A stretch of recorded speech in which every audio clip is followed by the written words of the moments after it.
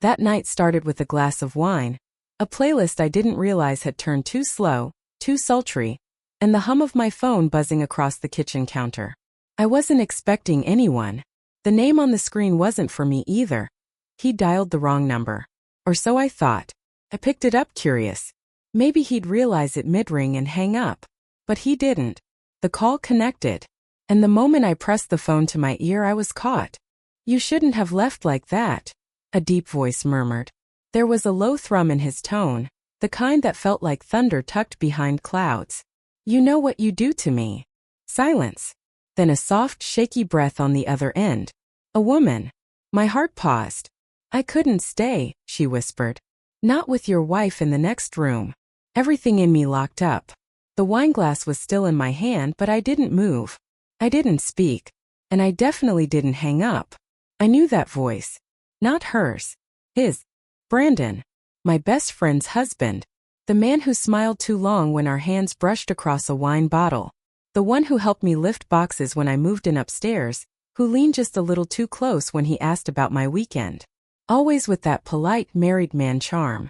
He didn't know he was on speaker. Didn't know I was alone in my kitchen with goosebumps blooming up my spine. I should have ended it. I know that. But I didn't. Because his voice dropped again. "You think I care who hears us now? You think I haven't imagined pulling you into my lap right in front of her?" My breath caught. My entire body flushed. And in that split second, hearing the heat in his words, the reckless want, I felt something I hadn't in months, awake. The line eventually went dead. Maybe he realized. Maybe she ended it. But I just stood there, phone still warm in my hand. And I knew. This wasn't a mistake. This was an invitation. 3 months before that night, I moved into the apartment above them. My best friend Kara had been begging me to find a place closer to her for years. When the unit opened up in their building, she practically dragged me through the door herself. Felt impulsive, too perfect even. But I was tired of city rent and lonelier than I wanted to admit. Brandon helped me carry boxes up the narrow stairs. That was the first time I felt it. Not attraction exactly. Something quieter. He offered to fix the busted cabinet hinge before I even noticed it was loose. Made a joke about Kara's cooking being worth all the heavy lifting. His shirt clung a little too close to his back in the summer heat. But it was his eyes. They lingered. Just a breath too long. At the time I brushed it off. He was married.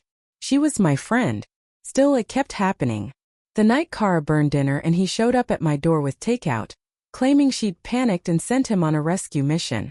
The time we all drank too much wine and I caught his gaze across the table as I laughed a little too loudly.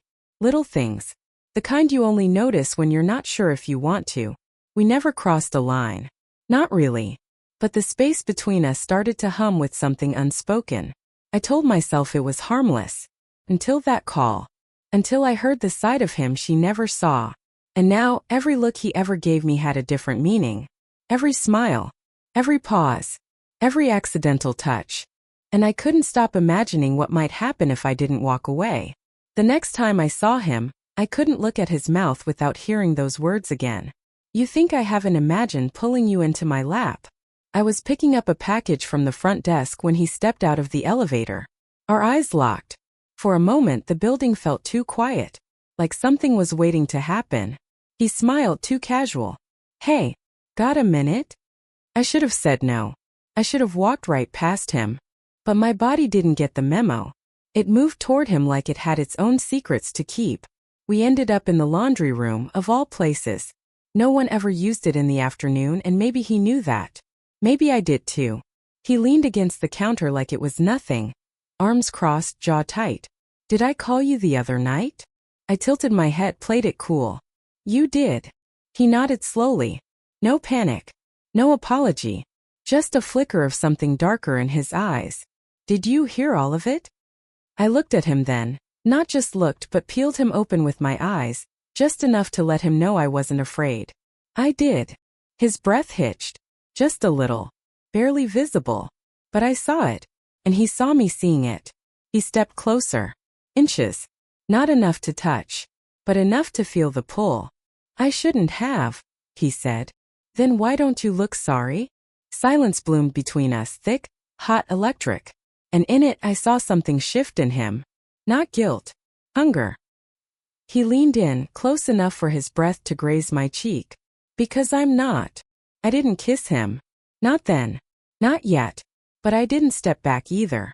And when I finally walked out of that room, my pulse in my throat, my thoughts in a tangle, I realized something terrifying. He wanted me to play.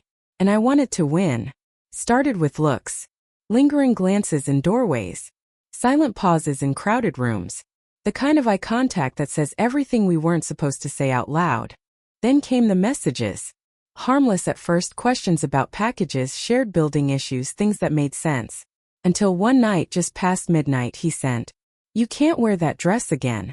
Not unless you want me to lose control." No context. No lead-in.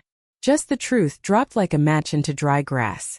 I stared at the screen for a full minute, heart pounding so loud it muffled reason. I didn't reply. Not right away. But I wore that dress again. To Kara's birthday dinner, no less. It clung in all the places he'd stared at before. I felt his eyes the moment I walked in. He didn't even try to hide it. Not when she kissed his cheek. Not when I leaned over the table to pour wine. His gaze burned across my collarbone like a secret.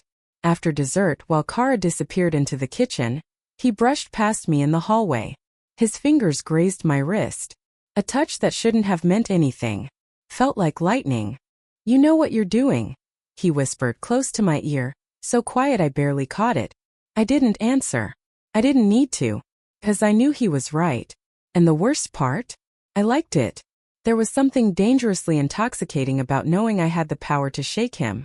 To pull desire out of someone who swore he was devoted to someone else. Someone I was supposed to love too. Moral lines blurred when his breath was on my neck. Boundaries faded with every late-night message. And somewhere in the mess of it, I stopped pretending I wasn't waiting for the next move. He'd made his. And now it was mine. I told myself I wasn't going to his place. I was just returning a charger. That's what I told the mirror anyway. Lipstick subtle, perfume faint. Just enough to pretend I didn't care how close we'd stand when he opened the door. Kara was out. Dinner with her sister, she'd said. I knew the moment I heard it that I'd use the silence. When I knocked, it only took him 3 seconds to answer. His shirt was wrinkled. Eyes tired. Like he hadn't slept. Like I was the thing keeping him up. He didn't even look at the charger in my hand. "Come in." The air shifted the second the door closed behind me. There was no music. No TV. Just the two of us in a hallway I didn't belong in. I moved past him slowly, careful not to brush his arm. I wanted to, but I didn't. Not yet. He followed me into the kitchen, watching me like I might break something. Or become something he couldn't unsee. "I shouldn't be here," I said. His voice was rough. "Then why are you?" I turned. Finally faced him. "Why did you call me that night?" He swallowed, jaw tense. "I don't know. I just wanted it to be you." There it was. The door cracked open. And neither of us moved to close it. I stepped forward. Not much. But enough. Enough that I could feel the heat between us. That space of air charged with every word we hadn't dared to say. "You're playing a dangerous game," I whispered. His eyes dropped to my lips. "So are you." And then, he didn't touch me. Not quite. But his hand hovered near my waist, trembling. Like some part of him was begging to be good, while the rest of him was already lost. We stood there in that breathless almost. Every second stretched, pulled tight with tension so thick I thought it might snap. Then he exhaled, stepped back. Just enough to break the spell. "I can't," he said. "Not yet." I nodded. I understood. But it didn't feel like an end. Felt like a pause. A warning shot. Because we both knew the next time, we wouldn't stop. After that night, we didn't speak for 4 days. No messages. No glances. Just silence thick enough to choke on.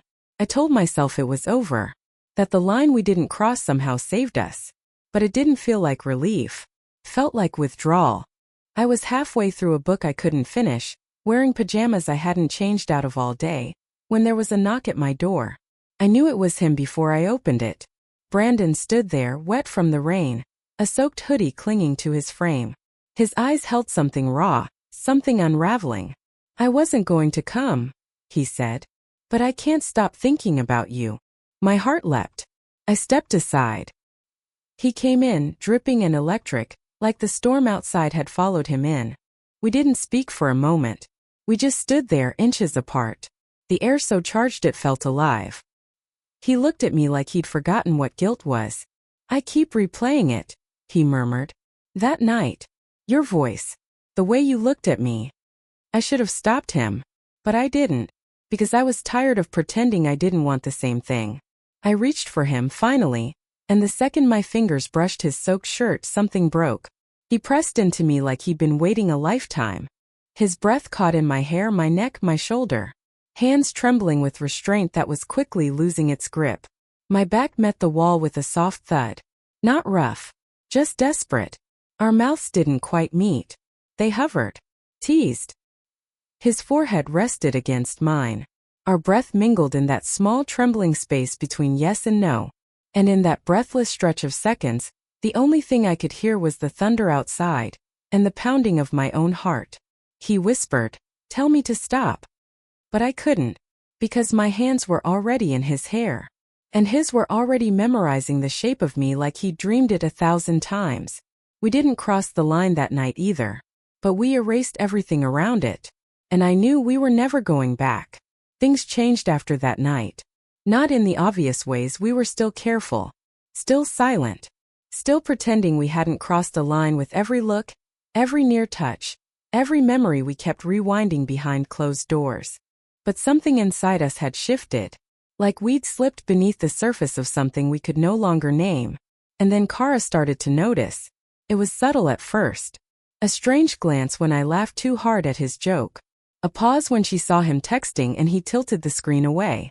Then one afternoon she showed up at my door. No warning, no smile. Just a question hanging between us like a blade. "Are you sleeping with him?" I froze. I didn't lie. I didn't confess. I just stared at her with the kind of guilt that didn't need words. Tears welled in her eyes before she even turned away. "You were the one person I trusted," she whispered. "The one." The door closed behind her with a softness that hurt more than slamming ever could. And just like that, the game wasn't a game anymore. It was a wound. I didn't see Brandon for days after that. He didn't text. Didn't call. I didn't expect him to. But late one night there was another knock. This time he didn't wait to be invited in. His eyes were wild, desperate, like he'd lost more than just her. "I told her the truth," he said. "She asked if I loved you." My breath caught. And he looked at me like I was the only thing still holding him together. I didn't know I did. Until I said it. Silence. Heavy. Devastating. Real. "I ruined everything," I whispered. "No," he said, stepping forward, voice low and trembling. "You ruined the lie." And in that shattered quiet, with nothing left between us but truth, he pulled me in like he couldn't breathe without it. This time there was no pause. No restraint. Only surrender. We didn't sleep that night.